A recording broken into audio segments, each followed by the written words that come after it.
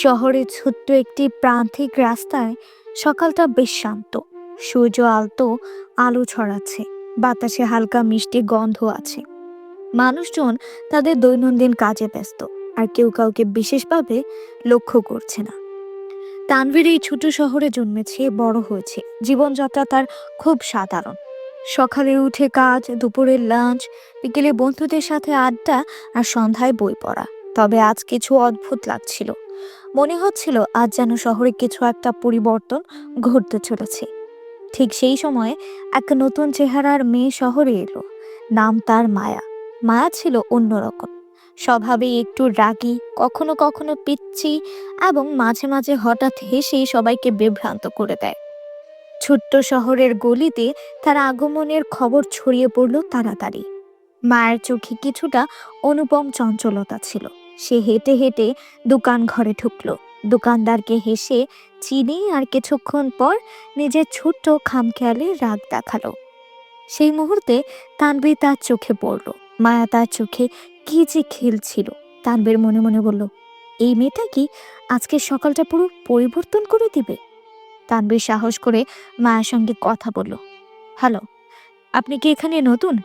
মায়া হেসে উত্তর দিল, হ্যাঁ, এবং আমি একটু রাগী, সাবধান। তানভীর হেসে বলল, ও, রাগী মানুষ আমার সবচেয়ে প্রিয়। মায়ের চোখে সামান্য বিস্ময়, আর তারপর ছোট্ট একটি হাসি। প্রথম দেখা থেকেই তাদের মধ্যে যেন এক অদ্ভুত আকর্ষণ তৈরি হলো। তানভীর নিজের মনে ভাবছিল, মায়া এই নাম যেন কানে এক অদ্ভুত মধুর ধ্বনি তৈরি করছে। কিছুতেই বুঝতে পারছি না এই মেয়েটা কেন এত আকর্ষণীয়। তার জীবনের সব দিনগুলো সাধারণ ছিল, কখনো কোনো অপ্রত্যাশিত ঘটনা ঘটে না। কিন্তু আজ মায়ার আগমনে তানভীর যেন নতুন এক জগতে প্রবেশ করল। তানভীর মায়াকে দেখলো যখন সে হঠাৎ করে দোকানের সামান্য কিছু জিনিস উল্টে দিল। তার রাগী আচরণ দেখে তানভীর হাসলো। তার মনে হলো এই মেয়েটা খুব সুন্দর নয়, বরং রাগী আর পিচ্ছি স্বভাবই তাকে সবচেয়ে আকর্ষণীয় করছে। দিনের শেষের দিকে তারা শহরের ছোট্ট পার্কে দেখা করলো। মায়া বসে রোদ নিতে চেয়েছিল, আর তানভীর বসে তার পাশে। তুমি কি সবসময় এত রাগী থাকো? তানভীর মুচকি হাসলো। মায়া চোখ লুকিয়ে বলল, সব সময় না, শুধু মাঝে মাঝে, আর কখনো কখনো পিচ্ছি হয়ে যাই। তানভীর হেসে বলল, পিচ্ছি? সেটা আমি খুব পছন্দ করি।